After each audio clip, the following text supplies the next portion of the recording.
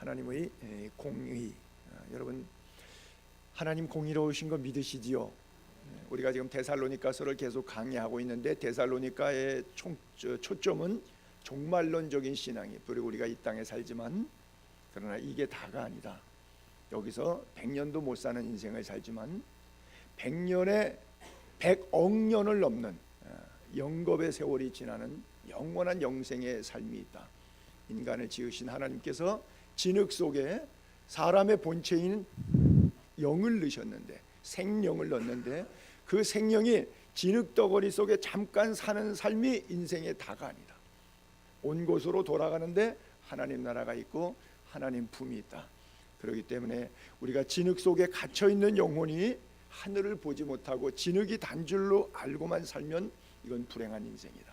그러니까 진흙을 뛰어넘어 진흙에 들어왔기 때문에 진흙에서 나간 다음에 삶을 우리가 생각해야 된다. 이것이 바로 종말론적인 신앙이에요. 그런데 진흙 안에 들어와 있는 영혼이 이 진흙 안에서 어떻게 살았느냐에 따라서 진흙을 벗어났을 때 천국으로 갈 것이냐 지옥으로 갈 것이냐 이것이 결정되는데, 하나님의 공의로운 심판이, 인간은 재판을 삐뚤게 할 수 있고 뇌물을 받고 재판을 잘못할 수도 있지만 하나님의 재판은 정확하기 때문에 하나님의 심판대 앞에서 하나님의 공의 속에 우리의 공의도 자연스럽게 드러난다. 그래서 지금 내가 하고 있는 말, 내가 하고 있는 행동은 하나님의 심판대 앞에서 내가 다 책임질 일들입니다. 그것이 선한 일이어도 하나님의 상급으로, 그것이 악한 일이었다면 하나님의 멸망으로, 진노의 채찍으로 심판을 받게 될 것이다. 그래서 심판대 앞에서 내가 진흙 안에 들어와 있던 영혼이 결정했던 모든 언행 심사들은 하나님 앞에서 내가 책임져야 한다. 그래서 오늘 하루를 성실하게 살아야 되고 오늘 한마디를 더 신중하게 표현해야 된다. 이것을 종말론에서 계속 가리키고 있어요. 한국말에도 그런 말이 있잖아요. 콩 심은 데 콩 나고 팥 심은 데 팥 난다고. 한자로 인과 응보다 그러잖아요. 인간의 길흉화복을 신이 하늘의 뜻이다. 그런 얘기를 하지 않습니까? 그런 것처럼 사도 바울이 영적으로 신앙의 종말론을 이야기해주고 있어요. 데살로니가 교인들 참 착한 교인들, 좋은 교인들이었습니다. 왜? 3주 동안 설교에 은혜 받아가지고 우상 버리고 하나님께 돌아와서 목사의 설교를 하나님의 음성으로 받아들여서 그들의 믿음이 잘 자랐어요. 그리고 사랑이 풍성했어요. 환난과 핍박 역경이 많이 있었지만 그 속에서 인내했어요. 그리고 믿음을 끝까지 잘 지켰어요. 물론 다는 아닙니다. 그런 몇 사람들을 격려했겠죠. 초대교회 순교사화에 보게 되면 믿음의 도를 따라가고 싶은 사람들의 스토리가 많이 있죠. 환난과 핍박 중에도 성도는 신앙 지켰네. 그런데 그 신앙의 사람들이 사실은 저는 퍼센테이지로 추정해 보는데 반도 안 될 거라고 생각이 돼요. 그렇죠? 우리가 설교할 때 좋은 예화로 사용하는데 사실은 나쁜 경우들이 더 많겠죠. 저는 그것을 나머지 9은 어디 갔느냐, 예수님의 질문 속에서 그 퀘션 마크의 답을 찾아오긴 해요. 10명의 문둥병자들이 다 고침받습니다. 근데 가다가 제사장에게 몸을 걸려 가다가 한 사람만 돌아와요. 사마리아 사람 한 사람만 돌아와. 아마 나머지는 다 유대인이었던 것 같아요. 사마리아 너밖에 없냐고 물었을 때 그랬더니 예수님께서 질문하시죠. 사마리아 사람에게 나머지 9명은 어디 갔느냐. 나머지 9명 어디 갔는지 사마리아 사람이 어떻게 알아요? 모르죠. 어떤 의미에서는 우문이에요. 참 답답한 질문이에요. 그 사람한테 물어보면 어떡해요? 예수님이 더 잘 아시지. 그렇죠? 그 사람이 알겠어요? 예수님이 아시겠어요? 근데 그 질문 자체가 우리에게 던지는 메시지가 있죠. 나머지 9은 어디 갔느냐. 그렇죠?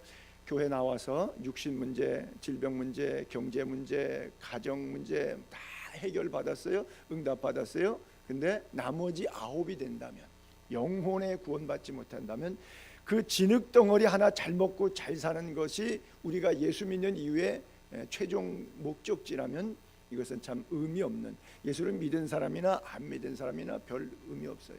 그렇죠? 차라리 여기 나와 있는 시간, 여기다가 헌금 드리는 시간, 그 돈하고 시간을 여러분들의 사생활에 더 성실하고 열심히 살면 지금보다 더 행복하고 더 부자고 더 남에게 떵떵거리면서 살 수 있어요. 그냥 꼭 교회 안 다녀도 돼요. 어차피 하나님 나라에 대한 소망이 없는 거라면 여러분 굳이 여기까지 나오셔서 말씀 듣고 있을 이유가 하나도 없는 것이죠. 그렇죠?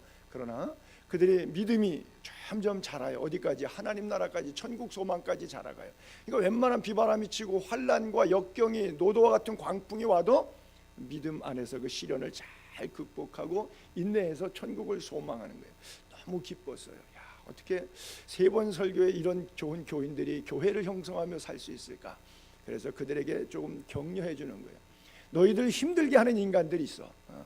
환난을 받게 하는 자들, 너희들이 환난을 주는 자들, 그 사람은 하나님께서 환난으로 갚아주실 거야. 그리고 환난 받는 너희들은 하나님의 품으로 안아주실 거야. 그래서 안식으로 너희들에게 갚아주실 것이다. 오늘 본문 6절부터 9절까지를 한번 올려볼게요. 너희로 환난을 받게 하는 자들에게는 환난으로 갚아주실 것이고, 이게 하나님의 공의예요. 환난을 받는 우리에게는, 그렇죠? 너희에게는 우리와 함께 안식으로 갚으시는 것이 하나님의 공이다. 주 예수께서 자기 능력 천사들과 함께 하늘로부터 나타나시는데 표현을 불꽃으로 표현하시세요. 불꽃이 나타나는, 왜 불꽃인지 제가 성경 여러 구절에서 한번 나중에 찾아보도록 할게요.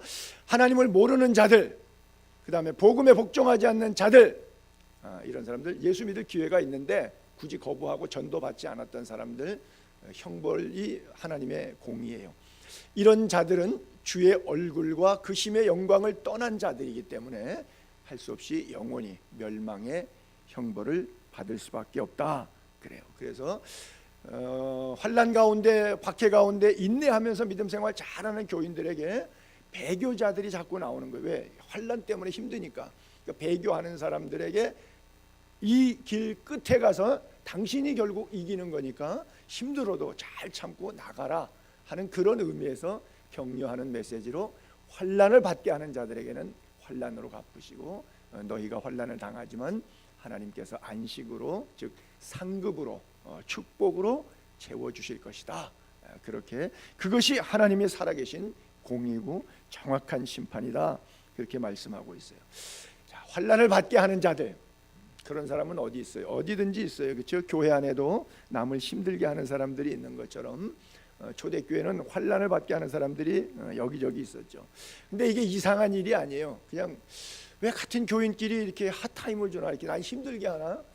이상한 일이 아니에요. 여러분 고린도후서 11장 4절에 14절에 보면 이런 말씀이 있어요. 자, 그거 참 이상하다. 그런데 이상하게 여기지 말래요. 이상한 일이 아니래요. 사탄도 자기를 광명의 천사로, 광명의 천사로 트릭을 써요. 가장하니 가면을 쓰는 거예요. 속에는 노략질하는 일인데 가면을 쓰는 거예요. 그러므로 사탄의 일꾼들도 자기를 의의 일꾼, 자, 광명의 천사, 의의 일꾼, 이게 주의사항이에요. 속는 거예요. 광명의 천사니까 속죠. 의의 일꾼이니까 속죠. 그분이 교회 일 얼마나 열심히 하는지 몰라요. 얼마나 광명한 천사 같은지 몰라요. 근데 알고 보니까 속에 사탄의 일꾼이었어요. 근데 가면을 쓰고 있으니까 몰랐잖아요. 껍데기 봉사하고 있으니까 몰랐잖아요. 자기 이름값 하는 행위, 형식에 걸쳐서 하는 것이었는데 내용이 영과 진리가 안 담겼는데 몰랐잖아요. 가면 쓰고 있으니까. 목사가 양복 깨끗이 입고 앞에 딱 쓰면은 목사님 같으지 뭐 어디 마귀 같아요? 근데 속에는 교인들을 통해서 자기 이익의 욕망을 채워서 뭔가 해보려고 하는 그런 목사 얼마든지 있을 수 있겠죠? 이거 이상한 일이 아니라는 거예요. 왜? 비일비재하다는 거예요. 많다는 거예요. 또 대단한 일이 아니니라 그래요. 별거 아니라는 거예요. 늘 있는 이야기, 보편적인 삶이라는 거예요. 그러나 그들의 마지막은 하나님의 공의의 심판대로, 행위대로 되리라 그랬어요. 사실은 하나님의 말씀이 무서운 것은 이런 부분이 무서운 거예요. 꼭 하나님의 매를 맞아서 무서운 것이 아니라 바로 이런 말씀들이 무서운 거예요. 사도 바울이 교회를 개척한 데마다 편안하게 신약 교회의 역사 가운데 예루살렘 교회가 핍박이 없었습니까? 어떤 교회가 박해가 없었습니까? 그렇죠? 지금 한국 교회는 오히려 박해가 없는 그런 시대에 살고 있는데 빌립보 지역에 교회가 생겼을 때도 그냥 생긴 게 아니에요. 귀신 들린 여종 고쳤다고 옷 찢기고 매 맞고 감옥에 깊은 옥에 갇혀서 온갖 고난 속에서 빌립보 교회가 생기게 되지 않았어요.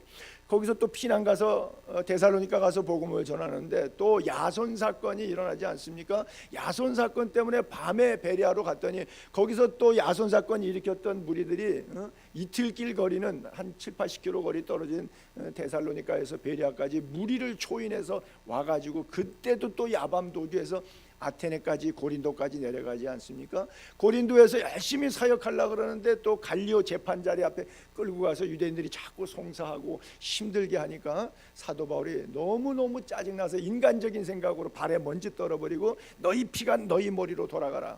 그러고서 나는 이방인에게 가리라. 생자 예수 안 믿는 사람들이 가리라. 예수 믿고 같이 협력해야 될 동역자들이 같은 유대인들이 나를 이렇게 로마 총독에게 고발하고 복음을 방해하니까 너희 피가 너희 머리로 돌아가라. 뭐 이거 거의 저주스러운 표현까지 할 만큼 그런 과정을 통해서 하나님의 몸된 교회가 세워졌고요. 대한민국의 기독교가 전래되는 과정 속에서도 대원군이 박해 정책 속에서 그래도 복음을 전하겠다고 토마스가 들어오자 도착하자마자 그냥 박충곤이라고 하는 백정에 의해서 목이 잘려나가서 27살 나이의 젊은 선교사가 순교를 당하지 않습니까? 우리가 그래요. 뭐 어제도 뉴스에 보니까 27살 먹은 미국 청년이 인도의 부족에 들어갔다가 처형당한 기사가 떴더라고요. 그러니까 뭐 댓글들은 다 그래. 우리 그 2007년도 배형규 사건 때도 댓글 많이 봤죠. 왜 가지 말라는 데 가고 그 예수쟁이들 꼴보기 싫은 짓을 하느냐고 비난을 많이 하잖아요. 만약에 토마스 선교사님이 대원군 세국 정책 때 들어오지 말라고 하는 조선 땅에 들어왔으니까 우리가 예수 믿고 천국 가게 됐지. 만약에 들어오지 말라는데 안 들어갔었으면 우리 어떻게 돼? 아직도 대한민국에 복음이 안 들어왔으면 여러분 상상도 하고 싶지 않습니까? 상상도 하기 싫잖아요. 얼마나 끔찍한 일이. 아직도 극동아시아 코리아에 복음이 안 왔다면 온 예루살렘과 온 유대와 사마리아 땅끝까지 나가 주의 복음을 증거하라고 했는 1세기 2000년 전에 그 복음이 1800년 지나서 1866년도 대동강을 통해서 27살 먹은 영국 웨일즈에서 출발했던 토마스가 와서 죽음으로 대신했는데 그때 정치적 상황에서는 대원군의 세국 정치에 들어오면 안 되는 거예요. 모슬렘 회교권, 불교권, 공산권 들어가지 말라는데 왜 자꾸 개독교 선교사들이 들어가는지 모르겠다고 비난하는데 우리도 때때로 그 비난에 가짜 뉴스에 속아가지고, 제가 말하는 가짜 뉴스는 진실성이 없다는 것이 아니라 하나님의 뜻을 보지 못한다는 의미를 얘기합니다. 거기에 속아가지고 같이 비난의 돌을 던지는 그런 목회자들도 있고 성도들도 있어요. 그렇지 않습니다. 하나님의 공의의 눈으로 딱 열었을 때 어떤 판단이 날지 우리 생각과 분명히 다름을 알게 바랍니다. 하나님의 생각과 나의 생각이 다르고 하나님의 길과 나의 길이 달라요. 우리가 다 이해할 수 없습니다. 사도 바울이 그랬고 성경 역사가 그랬어요. 신약교의 역사는 환난과 핍박의 역사였고요. 주님이 인류 구원을 위해서 행하셨던 방법은 왕궁에 오셔서 왕으로 세계를 제패하셔갖고 부활을 다스리듯이 마음껏 권세로 예수의 복음을 선포한 것이 아니라 말발굽통에 오셔서 태어나셔서 온갖 수모를 당하시고 그리고 마지막에 나무에 저주에 달린 자의 상징인 나무에 달려 십자가를 지심으로 인류의 구원을 완성해 주셨어요. 그래서 기독교는 십자가를 세우는 거예요. 우리가 끝까지 붙잡아야 될 것은 십자가입니다. 그 십자가는 환난과 역경의 상징이지만 그것은 가장 영광스러운 거예요. 여러분, 누가 순교를 당했어요. 배영교 목사 때도 그랬고 뭐 우리 손양원 목사님 때도 그렇고 다 순교를 당하면 저 집안은 저주를 받았나 봐. 집안이 패족이 되네. 다 죽네 저렇게. 공산주의에 죽고 일제에 죽고 전부 죽어요. 이 땅에서는 비참한 저주라고 생각해요. 그러나 하나님의 공의 심판 때 올려놨을 때 그건 저주가 아니라 그 누구도 따를 수 없는 무한한 영광일세, 무한한 상급이고 하나님의 위대한 축복이고 특권입니다. 안식으로 갚으시는 것이 하나님의 공의라고 써 있어요. 그래서 우리가 예수 믿고 당하는 핍박, 하나님의 공의의 편에서 시각을 조명해 볼 수 있는 은혜가 있게 되기를 바랍니다. 이 땅에서 현재적 시각으로 판단하지 마시고 조금 더 두고 보시기 바랍니다. 조금 더 두고 보세요. 누가 이기는지. 주님 다시 오실 날이 가까이 왔다면 우리가 어떻게 살아야 하겠습니까? 초대교회 성도들이 유무상통하고 참된 사랑의 나눔이 가능했던 것은 천국을 그 사람들 가슴속에 소유하기 있었기 때문에, 천국이 여기 있다 저기 있다가 아니라 너희 안에 있느니라고 하는 예수 그리스도의 심장이 그들 속에 있었기 때문에 가능한 거예요. 그 때때로 어찌 보면 인간은 고난이 좀 필요한지도 모르겠어요. 왜? 고난이 없으면 진실하지가 못해요. 고난이 오면 사람들은 진실해집니다. 그러나 고난이 없으면 종말론적인 신앙을 갖지 못하고 거짓된 삶을 살아가죠. 하나님은 그래서 때때로 사도 바울을 크게 쓰시려고 바울 육체에 가시를 주셨어요. 그래서 끝까지 약할 때 강함 주신다. 그리고 겸손하게 사역할 수 있었어요. 바울의 생에 뭐 부족한 게 있어요? 사실은 예수 믿기 전에 로마의 시민권을 가졌죠. 바리새인 중에 바리새인이죠. 왕족 가문의 전통적인 이스라엘의 베냐민 지파의 사람이었죠. 가말리알 문화에서 공부했기 때문에 지식적으로는 그 당대의 최고의 석학을 가졌죠. 사내들의 공의원이었죠. 바리새인이었죠. 율법으로는 흠이 없는 사람이었습니다. 그가 예수를 만난 다음에 처절하게 깨어지고 낮아지고 온갖 고난을 당합니다. 그러나 그가 갖고 있는 사역의 현장의 성공적인 모습 속에서 그가 고난을 받지 않아도 될 수 있는 상황은 많습니다. 왜? 루스드라에서 나면서 걸어보지 못한 안진뱅이를 잡아 일으키지 않습니까? 드로아에 갔을 때 죽은 유두고를 엎어져서 기도해서 살려내지를 않습니까? 에페소에 갔을 때 온갖 이적과 기사를 일으키는데, 심지어 사도 바울이 갖고 있던 텐트 메이커를 하게 되니까 자비량에서 천막 짓는 집에 앞에 앞치마를 갖고 그 위에다가 뭐 작업을 했겠죠. 그 앞치마 갖다가 환자 아픈 부에다가 얹으면 그 환자가, 사도 바울이 기도 안 했는데 사도 바울의 더러운 앞치마 작업 수건 앞가리개 그거 갖다가 얹어도 귀신들이 막 쫓겨나가고 병자가 일어나는 그런 귀한 역사가 일어나지. 이런 사도 바울이, 요즘에 사도 바울이 목회했다 그러면 대형교회에서 어마어마한 차, 어마어마한 집, 어마어마한 사례비 받으면서 엄청나게 사역할 거예요. 사도 바울이 했던 사역보다 더 크게 사역하는 전 세계 목사 누가 있어요? 세계 최대 교회가 대한민국의 여의도순복음교회 조영규 목사님이라고 했었는데, 그가 감히 따를 수가 있겠습니까? 사도 바울이 했던 그 사역들을, 그 사역 뒤꿈치도 못 따라가죠. 그런데 사도 바울이 받은 대접과 뭐 비교해서 뭐한데, 그분이 받고 있는 대접과 차이가 얼마나 큰 차이가 납니까?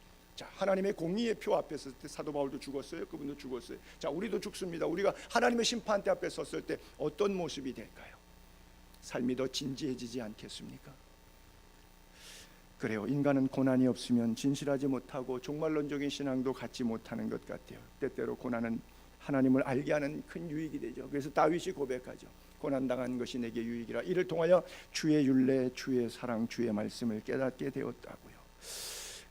이 사도 바울이 갈수록 쓰임 받을 수 있었던 이유, 고난을 통해서 종말론적인 신앙이 늘 그를 겸손하게 만들었고 강하게 만들었던 것 같아요. 그러나 이집트의 바로와 같은 왕들은 어때요? 자기가 왕이라고 생각하면 한 번 재앙이 오고 두 번 재앙이 오고, 여러분 10가지 재앙 보는데 그때마다 뭐예요? 바로가 더욱 강팍했다 그랬어요. 더 강팍해져요. 왜? 자기가 왕인데, 권세가 있는데, 뭐 여봐라 그러면 다 움직이죠. 뭐 가라 그러면 군사 출동되죠. 뭐 지팡이 집은 80 먹은 노인네가 와가지고 뭐 민족 구원하겠다는, 400년 동안 내가 노예로 데리고 있었던 200만 명을 지가 뭔데 80 먹은 노인네가 지팡이 하나 갖고 와서 나하고 대결해갖고 민족을 구원하겠다고, 말이 됩니까? 말이 안 되잖아요. 바로가 항복할래? 항복할 수가 없어요. 배가 부른 인간인데, 권세를 가졌는데, 그가 가진 파워가 얼마나 큰데 뭘 항복할 게 있어요? 10번째까지 매맞아서 자기 아들 장자까지 죽을 때까지도 항복하지 않습니다. 자기 백성들 홍해바다 들어가서 전부 다 수장될 때도 항복하지 않습니다. 그래요. 인간은, 가룟 유다의 길을 가는 인간은요, 끝까지 항복하지 않습니다. 이게 참 답답한 노릇이에요. 하나님의 공의를 믿지 않기 때문에 그런 거예요. 하나님의 심판을 믿지 않기 때문에 죽으면서까지도 자존심 싸움하고 있는 거예요. 여러분, 하나님과 인간이 싸워서 하나님이 지십니까? 인간이 이길 수 있겠습니까? 하나님을? 하나님의 공의 앞에 누구든 승자가 없을까요? 때때로 하나님의 공의가 악한 일의 징벌이 속히 실행되지 않으므로 인생들이 죄악을 행하기에 마음이 담대해졌다고 하는 것처럼 잘 굴러가니까, 잘 먹고 있으니까 사업도 잘 되고 있으니까, 이만하면 건강 유지하는데 별 지장 없으니까 하나님의 공의와 심판을 생각하지 않고 제멋대로 살아갈 때가 있어요. 틀린 길을 가고 있는데도 여전히 잘 가고 있으니까 여러분, 그때가 가장 무서운 때인 줄로 기억하세요. 하나님이 말씀하시지 않을 때 하나님의 진목보다 더 큰 진노는 없습니다. 하나님이 말씀하시고, 하나님 말씀하셨다는 것은 나에게 경책하고 권면하고 나에게 아픔을 주셨고 깨달음을 주셨을 때, 그때가 위대한 축복의 순간이에요. 잘 나갈 때, 하나님이 말씀하시지 않을 때, 그때는 저주받은 결과나 마찬가지예요. 하나님의 진노와 공의로운 심판은 지체되는 경우는 있습니다. 왜요? 하나님이 회개할 기회를 한 번 더 주시기 위해서. 그러나 반드시 결과는 주어집니다. 어제 지난 시간에도 5절에 이는 하나님의 공의로운 심판의 표현 너희로 하여금 하나님 나라에 합당한 자로 여기심을 받게 하기 위해서 고난과 역경을 주신다. 그 나라를 위하여 너희가 또한 고난을 받느니라 그랬어요. 사도행전 14장 22절에도 우리가 하나님 나라에 들어가려면 많은 환난을 겪어야 할 것이니라 그랬어요. 여러분, 인정하십니까? 하나님 나라 가려면 많은 환난, 역경, 고난이 내게 와도 좋습니다. 인정하십니까? 그래요. 그래야 승리할 수 있어요. 잘 나가는 사람 보면, 하나님이 침묵하고 있는데 잘 나가는 사람 보면 저는 약간 좀 걱정해요. 왜? 그 물질이나 건강을 잃어버리면 천국 갈 수 있을 것이고, 그것을 안 잃어버리고 계속 잘 나가면 결국 교만해서 지옥 갈 건데, 이래도 안 좋은 결과고 저래도 안 좋은 결과인데 이거 어떡할까? 심히 목사로서 걱정이 돼요. 그렇죠? 물질 계속 잘 벌게 되면 육은 호사스럽게 살겠지만 영혼은 멸망에 갈 거고, 교만해서. 그러나 영혼이 구원받으려면 그 물질이나 건강 있는 상태에서는 구원받기 어려우니까, 교만하니까 뭐 바로와 같이 10번이고 뭐 20번이고 버틸 테니까, 겸손하기 어려우니까. 여러분, 그렇다면 우리가 어떻게 하면 천국 갈 수 있어요? 어떻게 하면 하나님 나라 소유할 수 있어요?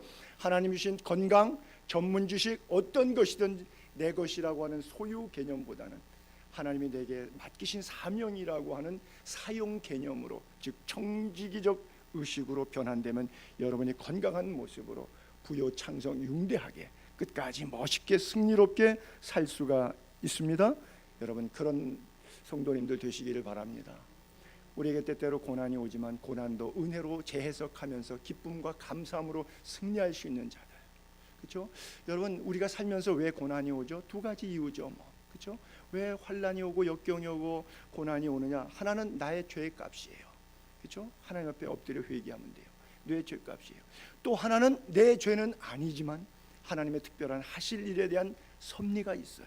왜냐하면 주의 사명을 감당하다 보면, 사도 바울이 고난을 많이 당하는데 그 죄값 때문에 고난 당합니까? 아니죠. 하나님께서 택한 나의 그릇이기 때문에 하나님께서 붙잡아 쓰시려고, 육체의 가시도 하나님께서 계속 남겨두시면서 그 가시를 위해서 기도하게 하셔서 더 자기가 이렇게 약한 존재다. 근데 하나님께서 이렇게 귀하게 크게 들어 써주시니까 얼마나 감사한가. 늘 감사를 잃어버리지 않는 거예요. 여러분, 어저께도 어떤 친구가 하나 미국에서 나에게 뭘 보내줬는데, 그 5분짜리 동영상 보니까 감사의 시를 쫙 썼는데, 그 감사를 통해서 뭐 암병도 낫고 삶이 변하고 인격이 바뀌고 감사 하나가 얼마나 사람을 바꾼지 모르겠다고 하는 그런 내용들이 쭉 떴어요. 읽으면서 제가 참 좋은 글이다. 그래요. 사람이 감사를 잃어버리면 다 잃어버리는 거예요. 감사를 회복하면 다 회복되는 줄로 믿으시기 바랍니다. 그래요. 그리스도를 통한, 그리스도를 위한, 그 다음에 그리스도의 영광을 위한 그런 고난이 있다면 주님의 뜻, 사명이기 때문에 나를 천국에 합당한 자로 만드신다 라고 생각하고 기쁨으로 받게 되기를 바랍니다. 배너 영화에 보게 되면 그 나중에 박해하려고 했다가 예수 믿는 사람으로 변화되지 않습니까? 가장 충격을 받고 그가 억울한 고난을 많이 당하면서도 끝까지 믿음을 잃지 않고 지키면서 그가 했던 말이 뭐예요? 내가 예수님 십자가 돌아가실 때 봤는데 예수님이 로마 군인에게 그렇게 수모와 매맞음을 당하면서도 아버지, 저들의 죄를 용서해 주세요. 저들이 하는 짓을 알지 못합니다. 내가 그 이야기를 들었기 때문에 그게 내 가슴에 꽂혀서, 예수님의 그 용서의 복음이 내 가슴에 꽂혀서 내가 어떤 극한 환난을 당해도 나는 이제 그 예수만 믿겠다고 결정하지 않습니다. 비록 영화의 한 토막이지만 그것은 실화를 배경으로 한 거예요. 똑같은 이야기가 성경의 사도 바울의 이야기가 아니겠습니까? 여러분 사도행전 7장 59절 60절을 읽어볼게요. 스데반 돌에 맞아 죽어갈 때 스데반이 첫 번째 기도가 주 예수님 내 영혼을 받아주세요. 그리고 두 번째 무릎 꿇고 크게 불러 이르되, 두 번째 기도는 주여 이 죄를 그들에게 돌리지 마옵소서, 이 말을 하고 자니라. 그때 사울은 예수 믿기 전이니까, 사도 바울이 예수 믿기 전이니까 사울 청년은 그가 죽임당함을 마땅히 여기더라 그랬어요. 그때 당시는 마땅히 여겼는데 이 메아리가 울림이 주여 이 죄를 저들에게 돌리지 마옵소서. 사도 바울은 평생 이것을 가슴에 안았어요.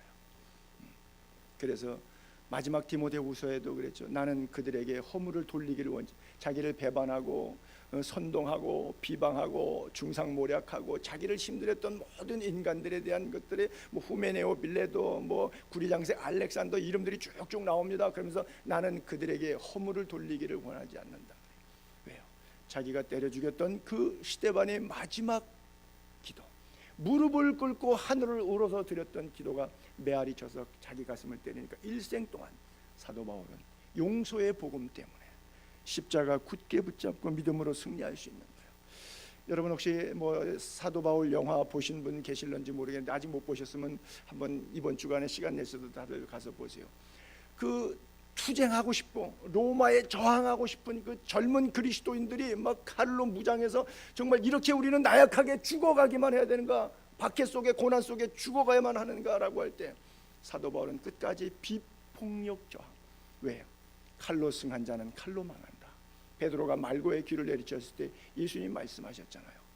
예수님의 음성이 스데반의 기도가 그의 양쪽 고막을 울리고 있기 때문에 그는 목이 잘려서 단두대 이슬로 사라지는 그 마지막 순간까지도 로마를 위하여 기도하고 원수의 세력들을 위하여 기도하고 세상의 유대인들과 이방인들과 임금들과 총독들을 위해서 기도하는 모습으로 하나님 앞에 의연히 서갑니다.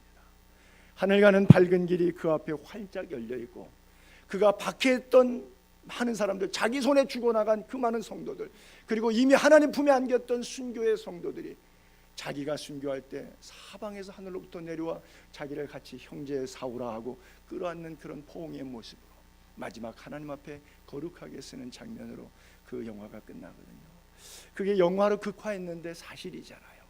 제가 늘 말씀드리잖아요. 여러분이 때때로 살아가는 그 고난에 예수 믿기로 결정했기 때문에 사회적으로 가정적으로 받고 있는 냉대와 환난과 역경과 어려움이 있다고 하면 어려움이 있어도 끝까지 가십시오. 인내하십시오.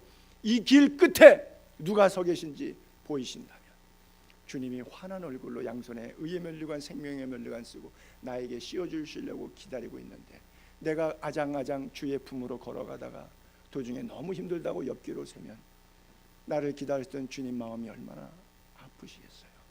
마지막까지 우리를 위하여 머리에 가시관, 손과 발에 못자국, 심장이 파열되며 허리에서 물을 쏟아주셨던 그 주님, 오늘도 우리를 기다리고 있는데 그 하나님의 공의의 심판대가 있다면 그 자리는 바로 영광스러운 자리가 아니겠어요? 하나님의 공의는 어떻게 갚아주시는가? 환난으로, 환난을 주는 자에게는 환난으로, 그리고 환난을 받는 우리에게는 안식으로 갚아주신다. 이것이 하나님의 공의라고 하는 거예요.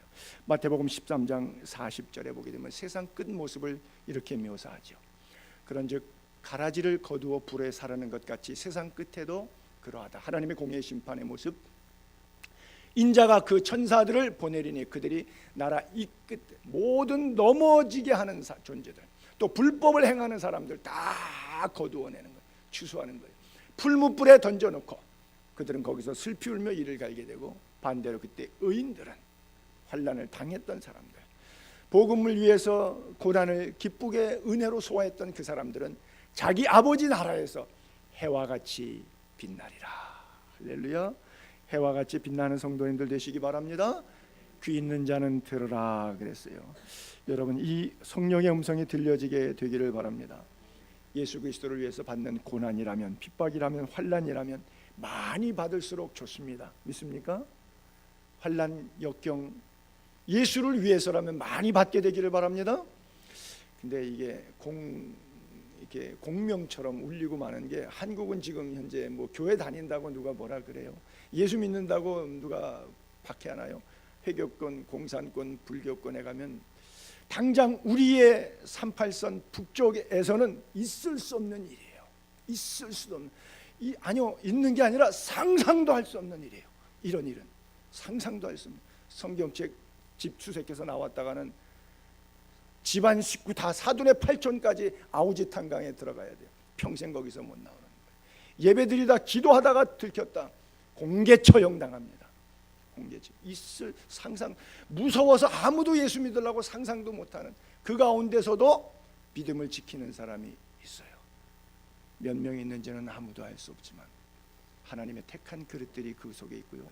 그 속에서도 복음을 전하는 사람들이 있어요.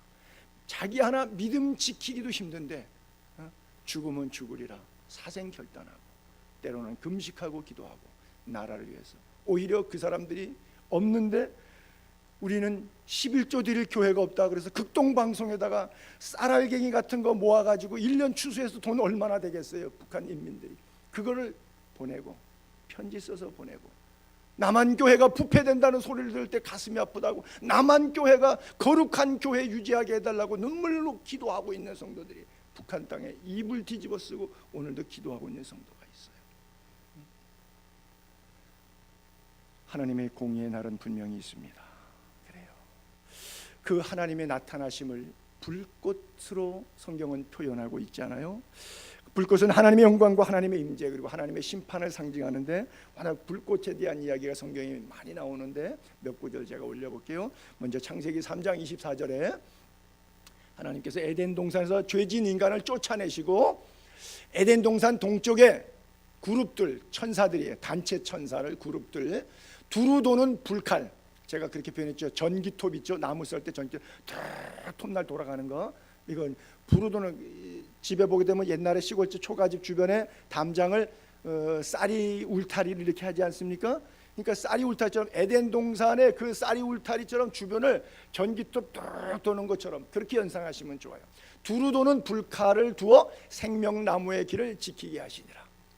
다음에 또 이사야서에 보라 여호와께서 불에 둘레싸여 강림하시니, 주님이 오실 때 구름 타고 오신다 그런 표현을 하잖아요.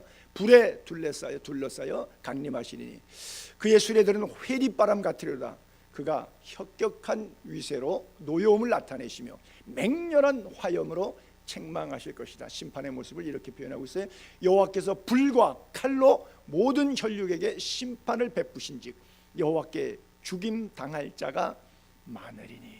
좀 안타까운 메시지죠. 또 엘리사 때의 모습인데, 엘리야 때 두 사람이 길을 가며 말하더니 불수레와 불말이 엘리야 엘리사 두 사람 사이를 갈라놓죠. 그리고 엘리야가 죽음을 보지 않고 회오리바람 타고 하늘로 승천했던 장면. 그 다음에 엘리사의 장면은, 자 다음 절에 보게 되면 여호와께서 그 청년의 눈을 여심해 그가 보니 불말과 불병거가 산에 가득하여 엘리사를 둘렀더라. 도단성에 있을 때 아람 군대가 쳐들어왔더니 사환이 큰일 났습니다. 적군이 쳐들어왔습니다. 그랬더니 엘리사가 걱정 마라. 그리고 하나님께 주여 제 종의 눈을 좀 열어주세요. 그랬더니 맞은편에 항우를 벌이고 있는 불말과 불병거가 산에 가득해서 적병보다 더 많았더라. 그렇게 써 있죠. 그 다음에 또 사도행전에 보게 되면 초대교회 성령이 임할 때 마치 불이 혀처럼 갈라지는 것이 그들에게 보여 각 사람 위에 하나씩 임하여 있더니 그들이 다 성령 충만함 받고 성령 말하게 하심을 따라 다른 언어들로 말하기 시작하다. 성령이 임하는 것도 불로 표현했고요. 또 우리 하나님 앞에 심판받는 것, 제가 참 좋아하고 많이 인용하는 구절 가운데 하나인데요. 만일 누구든지 금, 은, 보석 불에 안 타는 것, 불맛을 본 물건들이에요. 그 다음에 나무, 풀, 집, 요건 아직 불맛을 못 본 물건들이에요. 그렇죠? 불맛을 본 것들은 불에 타도 괜찮고, 불맛을 못 본 물건들은 불타면 죽는 거예요. 그렇죠? 고난을 경험한 성도들은 이 내구성이 있어요. 좀 저항력이 있어요. 근데 불맛을 못 본 면역성이 전혀 없는 성도들은 환난만 오면 그냥 다 종이쪽처럼 불타버리고 없어져요. 그래서 제가 공적이라고 얘기했는데 13절에 각 사람의 공적, 믿음 생활, 신앙 생활, 봉사 생활, 기도 생활 한 것이 그날 심판날 나타나는데 그날 공적을 밝히려니 이는 불로 심판할 때 불이 각 사람 공적 어떠한 것인지를 태워본다. 만일 누구든지 세운 공적이 그대로 있으면 상을 받고 금, 은 보석들이죠. 누구든지 공적이 불타면 나무, 풀, 집 이런 거죠. 해를 받으리니 그러나 자신은 구원을 받되 불 가운데 받은 것 같으니라. 그렇죠? 자, 한 구절 더 볼게요. 히브리서에 모이기를 패하는 어떤 사람들의 습관과 같이 하지 말고 오직 권하여 그날의 가까움을 볼수록 더욱 말세가 될수록 더 예배 사모하고 기도 사모하고 말씀 사모하고. 왜요? 마귀가 있는 말씀 신앙생활까지 다 뺏어가거든요. 돌짝밭 길가밭에 떨어진 말씀처럼 내 안에 기본적으로 주일학교 때 있었던 믿음까지 송두리째 다 새가 와서 사탄이 와서 다 가져가 버려요.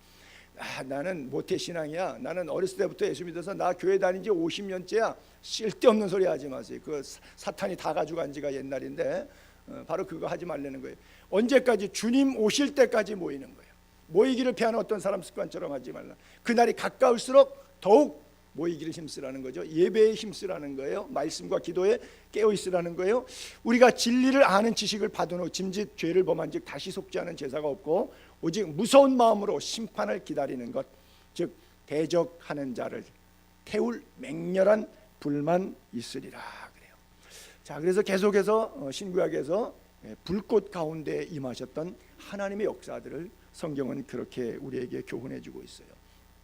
자, 8절에 보게 되면 하나님을 모르는 자들, 또 우리 주 예수 그리스도의 복음에 복종하지 않은 자들, 자, 형벌을 두 종류의 인간에게 내리는데 하나님을 모르는 자다, 복음에 복종하지 않는 자들이다. 어떤 주석가는 하나님을 모르는 자들, 그러니까 이방인들이라고 표현하고, 또 복음에 복종하지 않는 자들, 이건 유대인들 이렇게 주석을 가했는데 저는 그 주석을 동의하지 않습니다. 저것은 뭐 이방인 유대인을 구분하는 것이 아니라 그 누구도 복음에 관해서 분명히 알고 있지만 의도적으로 억지로 고의적으로 복음을 거부하는 모든 사람들에 관한 메시지다. 저는 제가 손영삼 목사의 주석은 그렇게 써 있어요. 그래요. 왜냐하면 부모를 몰라서 모른다고 하는 인간이 사실은 없어요. 다 알아요.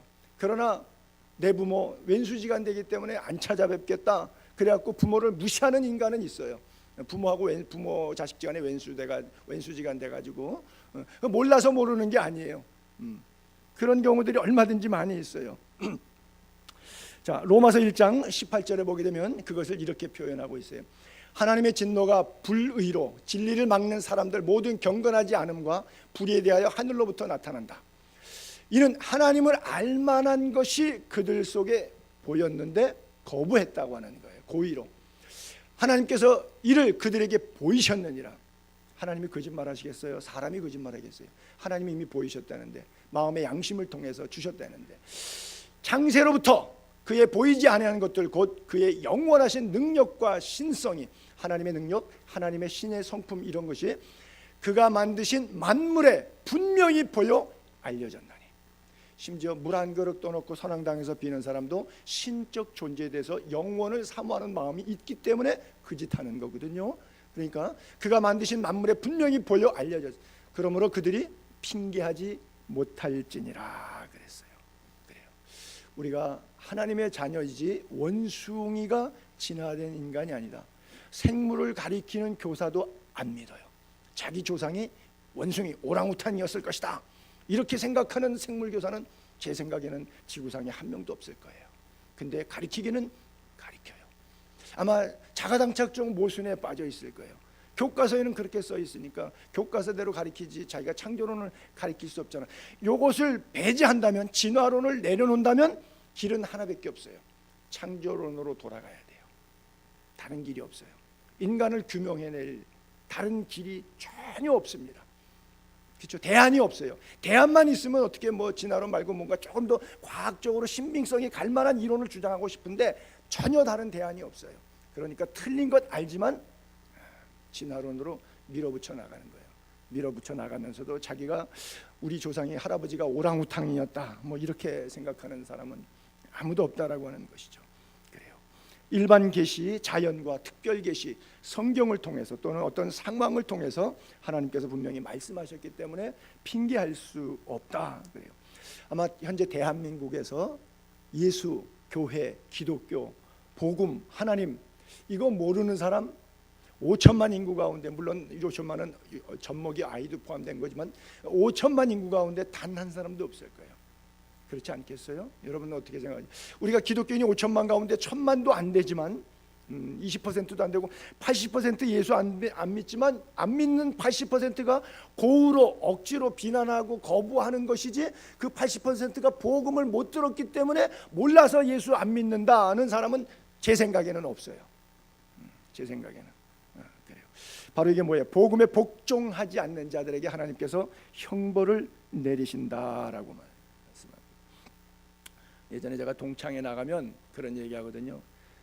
야, 너희들은 진짜 대박만 났다. 목사 친구 만나는 바람에 내 덕에 나 천국 가게 생겼으니까 너희들은 나한테 감사해야 돼. 그러고 전도를 하거든요. 그러면 뭐 이제 저만 안 하지 이제 술잔이 쫙 벌어지니까, 술 먹으니까 뭐 개구망창이 같은 소리 다 나오잖아요. 별소리 다 나오잖아요. 그것을 인정하지 않죠. 그렇죠? 농담으로 받지 그걸 진담으로 받는 친구 없죠. 한 친구는, 옆에 앉았던 친구는 그래요. 야, 우리 마누라는 교회 집사야. 아주 지겹다. 그리고 우리 누나는 교회 권사인데 자기네 교회 뭐 총동원 주일한다고 나보고 한 번만 나와서 내가 그 교회도 한 번 나간 적 있어. 우리 작은아버지는 개척교회 목사야. 자, 그러고 나한테 자기가 그래도 예수 안 믿는다고 버틴다고, 그리고 버티는 얘기를 하고 자랑스러워해요. 그 질문을 하나님이 심판대 앞에서 역으로 그 친구에게 할 거예요. 너 부인도 교회 집사였지? 니네 누나가 너 교회 나오라고 총동원주일 전도해서 너 교회도 나가본 적 있지? 너희 작은아버지 명절 때마다 만나면 개척교회 목사님인데 너도 교회 다녀야 된다고 조카 전도해서 너 그런 얘기 들은 적 있지? 근데 너 왜 나 안 믿었어? 그게 질문거리. 자기가 자랑스럽게 했던 표현, 그래도 나 안 믿는다고 담대하게 했던 표현이 심판대 앞에서는 하나님께서 그 역질문을 추적하실 거예요. 그때 그가 뭐라 그럴까요? 여러분, 제가 설교 시작하면서 말씀드렸듯이 우리가 하나님 앞에 섰을 때 지금 내가 살아왔던 이 진흙 안에서 내 영혼이 했던 말, 그리고 살아왔던 삶은 그대로 내가 책임지는 거예요. 그래서 하나님의 심판이 공의롭다는 것이고, 그래서 우리가 감사하다고 하는 것이고, 그래서 우리가 기쁘고 영광스럽다고 하는 거예요. 왜? 늘 말씀드린다면 그날은 우리 월급날이에요. 우리 상급 타는 날이에요. 그날 우리가 이 땅에서의 모든 수고를 하나님께서 알아주셔서 소자에게 행했던 냉수 한 그릇 대접까지도 결단코 잃지 않고 상을 주시는 날이에요. 그러나 복종하지 않았던 자들에게는 형벌의 날이 되겠지요. 마태복음에 보게 되면 누가복음 14장 18절로 이렇게 천국 비유를 우리 누가복음에서 한번 볼게요. 주님께서 사람을 좀 오라 그랬어요. 천국으로 오라고 전도했어요. 근데 전도를 받는 대상자들이 다 그래요. 일치사양이에요. 한 사람은 나는 밭을 샀으니까, 즉 직업 때문에 바빠. 내가 회사 차려서 일해야 돼. 나 주일날도 없어. 안 돼. 거래처 가야 돼. 바빠. 그 다음에 또 한 사람이 나는 소 5겨리를 샀으면 지금 거래처 나가고 뭐 해외로 출장 나가고 뭐 여러 가지 바쁜 일 때문에 난 지금 예수 믿으면 안 되고 좀 나이 좀 더 먹고 내가 직업 은퇴하면 그때 예수 믿을게. 또 한 사람은 나는 장가 들었으니 세상이 너무 재밌어. 근데 교회 나가면 이것도 못하고 저것도 못하고 내 돈 다 뺏어가서 뭐 헌금하라 그러고 뭐 그러잖아. 지난주 수요일 날도 여기 지지난주군요. 이렇게 노방전도 나갔을 때 여기 가끔 제가 할아버지들이 있는데 모여있는 거리, 제가 길다방이라 그러는데 거기 가가지고 한 40분 동안 앉아갖고 30분 동안은 그분 얘기 들어주고 10분은 제가 이제 떠들겠다 그래서 제가 설교하거든요. 그랬더니 70대 되신 할아버지 한 분이 저한테 그런 얘기 하더라고요. 자기가 어렸을 때 들은 노래가 있다고. 예배당에 갔더니 눈 감으라 하더니 신발 새벽 하더래. 내 신발 내놔 내 신발 내놔. 뭐 그러고서는 교회를 빙자해서 우스꽝스러운 얘기했던 얘기를 제가 쭉 들어요. 그래서 제가 그랬어요. 우리 교회는 신발 안 벗어도 되니까 오세요. 거기 휠체어 되신 분이 한 분이 계셨는데 제가 그랬어요. 우리 교회는 계단이 없기 때문에 엘리베이터로 그냥 휠체어가 자유롭게 들락날락하니까 오세요. 그랬더니 글쎄 언제 한번 넘어오겠다. 나보고 잠깐만 기다리래요. 그랬더니 10분 설교했다고 어디를 갔다가 한 5분 뒤에 오더니 커피를 사갖고 왔어요. 그 휠체어를 끌고 어떻게 가서 또 커피도 잘 사오시더라고요. 자기가 목사님 10분 설교했으니까 이거 대접하는 거라고 그러면서 제가 커피도 가서 대접받고 왔거든요. 우리 교인들한테 커피만 대접받는 게 아니라 제가 불신자들한테도 커피 대접받는 사람이 올지다. 그래요. 복종하지 않는 자들에게 하나님의 형벌이 있고 우리를 환난 가운데 넣으면 하나님께서 우리를 안식으로 위로해 주신다 그랬어요. 많은 사람들이 거부하죠. 또 한 구절 이어서 계속해서 볼게요. 그랬더니 주인이 뭐라 그랬냐? 그렇게 다 안 오겠다 그러면 할 수 없다. 아무 데나 가라. 누구든지 데려와라. 산과 길, 울타리 아무 데나 가서 사람을 강제로라도 좀 데려와라. 강권하다 데려다가 내 집을 채우라. 주로 총동원 주일 같은 거 하면 목사님들이 내 집을 채우라. 뭐 여기다가 뭐 현수막도 막 걸고 막 그렇게 때 많이 표용으로 쓰는데 어쨌든 내가 너희에게 말하노니 전에 청하였던 그 사람들, 복음을 전했는데 억지로 거부했던 그 사람들이죠. 그 사람들이 너무 비참해지는 거예요. 하나도 내 잔치를 맛보지 못하리라 그래요. 그렇기 때문에 우리가 복음을 전할 때 보라 지금은 은혜 받을 만한 때요, 보라 지금은 구원의 날이로라 그래요. 누누이 강조하지만 주님이 처음 오신 초림은 사랑을 갖고 오셔서 어떤 죄도 용서하셔서 영생 구원하시는 것이고요, 다시 오실 주님을 우리가 기다리고 있는데 그분은 사랑을 안 가지고 오시고 심판하는 권세만 가지고 오셔서 우리를 영벌과 영생으로 나누어서 천국과 지옥으로 우리를 심판하신다.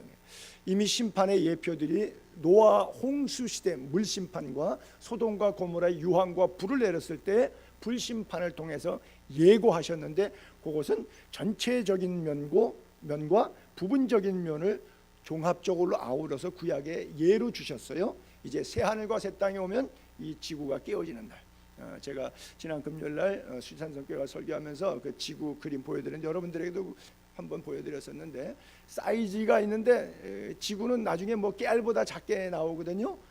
그래요. 이 태양계에서의 지구의 크기라고 하는 것은 아무것도 아니에요. 그렇게 작은 지구인데 이 지구 안에서 그 엄청난 우주를 운행하시는 하나님이 있다 없다 말한다는 것 자체가 하나님의 공에 대해서 너무 폄하하는 그런 표현이죠. 모쪼록 저와 여러분들은 하나님의 공의의 심판을 분명히 믿게 되기를 바랍니다. 그래요. 마지막 10절 넘어갈게요. 그날에 그가 강림하사 그의 성도들에게서 영광을 받으시고 모든 믿는 자들에게서 놀랍게 여김을 얻으시니 이는 우리의 증거가 너희에게 믿어졌다. 그날 강림하실 때 믿는 사람들이 놀란다 그랬어요. 바울의 설교가 믿어진 사람들 그리고 또 믿지 않는 사람들도 마찬가지겠죠. 여러분, 주님이 강림하시고 성도들이 공중으로 들림받고 그리고 공중에서 주를 영접하고 그리고 나서 새하늘과 새 땅으로 가게 되는데 그 사실이 믿어지지가 않겠죠. 여러분, 드라마틱하게 왜 그런 영화도 나오긴 했는데 두 사람이 자고 있다가 침대에서 남편은 천국 가고 아내는 남았어요. 또 두 사람이 같이 책상에서 일하다가 한 사람은 남고 한 사람은 올라갔어요. 뭐 비행기에서, 배에서, 기차에서, 승용차에서 어느 날인가는 주님이 오실 때 분명히 공중으로 들림받는 사건이 있어요. 지구는 여전히 멀쩡하겠죠. 그러나 여기에 아비규환이 일어나겠죠. 그러면 그게 놀라울까요? 안 놀라울까요? 저게 그냥 단순하게 믿는 자들에게서 놀랍게 여김을 얻으시리니, 우리 안 믿는 사람을 더 하겠지만 믿는 사람들도 놀라는 거예요. 목사님 설교를 통해서 천국과 지옥이 있다, 다시 오실 때 주님을 만나야 된다, 하나님의 공의로운 심판 때 믿음 생활한 거 칭찬받는다 얘기는 들었는데 정말 그런 결과 딱 오면 상당히 놀랄 것 같아요. 여러분, 제가 그랬잖아요. 언제 한번 사도행전 7장에 성전 비문에 안진뱅이가 있는데 베드로를 쳐다봐요. 뭘 구걸하려고. 근데 베드로가 은과 금은 내게 없지만 내게 있는 것으로 내게 주노니 나사렛 예수 이름으로 일어나 걸으라 하고 손을 잡아 딱 일으키니까 한 번도 태어나서 걸어보지 못한 사람이 일어나서 걷잖아요. 근데 걸은 사람이 놀랬을까요? 안 놀랬을까요? 얼마나 놀랬을까요? 베드로도 놀랬을까요? 안 놀랬을까요? 그렇다고 진짜 일어나네. 근데 그것하고 주님하고 주님 공중재림하고 우리가 공중휴거해서 주님 만나게 되는 사건은 그 사건보다 더 엄청난 놀라운 사건 아니겠어요? 비유가 잘 이해가 잘 안 되시는 표정들. 그래요. 모든 믿는 자들에게 놀랍게 여기는 것이 바로 주의 강림이에요. 분명히 있음을 믿기를 바랍니다. 그래요. 그날이 분명히 있어요. 그날을 사모하는 거예요, 우리가요. 그래요. 여러분 잠언 30장 7절에 보면 이것이 어떤 의미에서 우리의 평생 기도의 제목일런지 몰라요. 주님 오실 때까지 내가 두 가지를 주께 기도합니다. 두 가지 기도 제목. 하나는 헛된 것, 거짓말 내게서 멀리하옵소서. 우리의 기도 제목이 주님의 심판대가 두렵기 때문에 주님 앞에 심판대 서기 전에 헛된 것들 버리시고 거짓말 버리시고 내게서 멀리하옵소서. 그리고 또 하나는 필요한 양식. 주기도문 할 때 날마다 우리에게 일용할 양식을 주옵시고 기도하죠. 주님께서 이 기도 하라고 우리에게 대표적인 샘플 기도문으로 가르쳐준 내용 가운데도 있는 거예요. 그래서 필요한 양식 내게 먹여주세요. 왜냐하면 배부르면 교만하면 하나님을 모른다 그래요. 배부르면 교만하면 하나님 모른다 그래요. 또 배고프면 이게 뭐 사람이 악해서가 아니라 거짓말하고 도둑질하고 살짝 사기치고 이런 경우들이 있어요. 너무 배가 고프니까. 그렇죠? 짱발장에 나오는 것처럼. 그래요. 그러면 하나님의 이름이 욕되게 되잖아요. 그러니까 일용할 양식, 필요한 양식. 이게 40년 동안 광야에서 주셨던 만나 샘플이 있잖아요. 그리고 그 만나를 비유해서 예수님께서 나는 생명의 떡이다. 하늘로부터 내려온 살아있는 떡이다. 나를 먹는 자는 영생하리라. 죽지 않는다 그랬잖아요. 그렇기 때문에 오늘 우리가 주님 만나기 전까지 헛된 것, 거짓말, 이거 하나 하나님께 기도 제목이고, 그리고 또 하나가 필요할 양식, 이것을 하나님께 구해야 될 거예요. 기도를 보면 그 사람의 인격, 그 사람의 믿음의 수준이 그대로 드러나죠. 어떤 분은 기도할 때 막 한풀이 하죠. 하나님 이건 이렇게 해주시고 저건 저렇게 해주시고 저 사람은 이렇게 손봐주시고, 막 내가 미워서 화나는 사람이 있으면 우리가 세상 말로 그러잖아요. 귀신은 저런 것도 안 물어가고 뭐 하냐고. 하나님 이런 친구는 가만 놔두시면 안 됩니다. 이건 손을 좀 보셔야 됩니다. 막 이런 기도하죠. 그럼 하나님이 듣고 있다 그러시죠. 너부터 손 볼까? 그렇죠. 한풀이 하는 그런 기도. 또 도깨비 방망이, 알라딘의 요술램프, 지니. 여러분 그 테레비 이렇게 보게 되면 옆에 기계 하나 서 있는데 지니라 그러죠. 지니야 테레비 켜줘. 지니야 음악 틀어줘. 뭐 이러죠. 그러면 지니가 그게 뭐냐면 알라딘의 요술램프에 보게 되면 주인님 그리고 요술램프 연기가 쭉 나오는데 그 뚱뚱한 심부름꾼이 하나 나와요. 걔 이름이 진이에요. 그래서 그 이름을 따가지고 명사를 따서 여기다가 진이라고 붙였어요. 걔가 원하는 거 다 들어준다는 거예요. 하나님이 진이에요? 여러분들의 기도 내용 속에 절대로 하나님을 진리로 생각하면 안 돼요. 아니 우리가 섬기는 하나님, 우리가 믿고 따르는 하나님이 세상에 내가 부리는 심부름꾼 진이하고 어떻게 같을 수 있겠어요? 그래요. 말씀을 정리할게요. 지난 주간에 누가 한 형제가 나하고 같이 찾아와서 저녁을 먹으면서 쭉 얘기를 했는데, 자기 사업의 계획적인 꿈을 쭉 이렇게 얘기하고 하나님이 축복하시는데 지금 몇 년째 됐는데 사업이 안 풀린다는 거예요. 그래서 자기가 왜 이걸 안 풀어주시는지 모르겠는데 한번 이렇게 대박 나게 해주시면 내가 뭣도 하고 뭐 좋은 일 하겠다고 쫙 얘기를 하시는 거예요. 그러니까 청년이 꿈이 좋아요. 그거 해갖고 내가 큰 집 사고 좋은 차 사고 뭐 좀 이렇게 멋있게 사고 뭐 명품으로 두르고 뭐 그런 꿈을 가지고 뭐 해외 세계 여행 다니면서 뭐 이런 자기 이기적인 욕망을 뭐 기쁨을 만족을 위한 그런 삶이 아니라 다 뭐 하겠다는 내용들이 참 다 좋더라고요. 젊은이가 어떻게 그래도 그런 꿈을 가졌는지 모르겠어요. 근데 이렇게 좋은 꿈을 갖고 있는데 왜 내 기도를 안 들어주는지 모르겠다고. 그래서 제가 할 말이 없어서 그렇게 대답을 했어요. 왜 하나님이 기도를 안 들어주는지는 내가 모르겠지만 그것이 형제가 아니라 다른 사람 애를 통해서도 하나님은 하실 수 있잖아요. 그렇죠? 근데 왜 형제에게 그 복을 줘야 되는지를 형제 스스로 대답을 가지고 하나님께 이것 때문에 하나님 나여야 합니다라고 하는 것을 갖고 하나님 앞에 나가서 한번 다시 기도해 보라 그랬어요. 그렇죠? 왜 나야 돼? 그렇잖아요. 여러분 그 생각 다 있죠. 여러분에게 물질 주고 여러분에게 뭔가 주시면 주의 일을 위해서 다 쓰시겠다고 생각하죠. 내가 향락쾌락 죄하는데 쓰겠다 그렇게 생각하는 분 계세요? 계시긴 계신 모양이네. 근데 다 그렇게 생각해요. 근데 그게 왜 나여야 되는지, 그것은 내가 살아왔던 삶과 그리고 내 신앙이 기초입니다. 그것은 흔들리지 않는 거예요. 그 위에 하나님의 축복이 쏟아질 때 그것은 죄로 치우치지 않고 타락으로 가지 않고 바로 쓸 수 있고, 그렇지 않으면 그것은 아주 위험한 결과를 낳게 되는 거예요. 하나님의 놀라운 기도 응답 여러분들의 삶 속에 늘 경험하게 되기를 바랍니다. 그날에 강림해서 성도들에게 영광을 받겠다고 써 있잖아요. 자, 주님이 강림하셔서 성도들에게 영광 받겠대요. 다시 말씀드립니다. 주님이 강림하셔서 우리에게 영광 받으시겠대요. 그러면 주님께 돌릴 영광 여러분 갖고 계시죠? 지금 주님 만나면 하나님을 향한 영광이 이겁니다. 그리고 자 영광 받으세요 하고 드릴 거 손에 있어야 돼요. 이거 없으면은 손이 부끄럽지 않겠어요?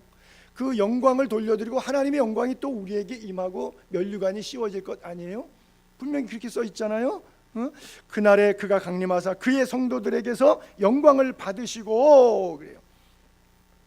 자, 성경의 이유 디모데후서 3장 16절이 결론이에요. 모든 성경은 하나님의 감동으로 기록됐죠. 그래서 교훈, 책망, 바르게 함, 의로 교육하게 유익해줘. 그거 다 해가지고 뭐 하겠다는 거예요? 첫 번째는 온전한 하나님의 사람. 온전한 하나님의 사람. 성경의 이유는 온전한 하나님의 사람. 자, 온전한 하나님의 사람이 됐어요. 죽을 때까지 가만히 입 닫고 있다가 그냥 밥만 먹다가 죽는 거예요? 아니에요. 남은 생에는 하나님의 사람이 어떻게 사는 것이냐를 이야기하고 있어요. 모든 선한 일을 행할 능력이 나에게서 나오지 않고 성경으로부터 나옵니다. 즉 성령으로부터 나와요. 즉 하나님으로부터 나옵니다. 위로부터 내립니다. 그래서 하나님의 말씀이 능력이 돼서 나의 인격을 바꿔요. 나에게 교훈하고 나를 책망하고요, 나를 바르게 하고요, 나를 의로 교육합니다. 그래서 삐뚤어진 내 성품을 변하여 새 사람 돼서 온전한 하나님의 인격을 갖게 하고, 그 온전한 하나님의 인격이 하는 말과 행동들은 선한 결과들이 나오는데, 그 결과물들은 내 안에서 나오는 것이 아니라 하나님이 주시는 힘, 오늘도 말씀이 주는 능력으로 여러분을 이기고 죄를 이기고 세상을 이기게 되기를 주의 이름으로 축복합니다. 기도하겠습니다.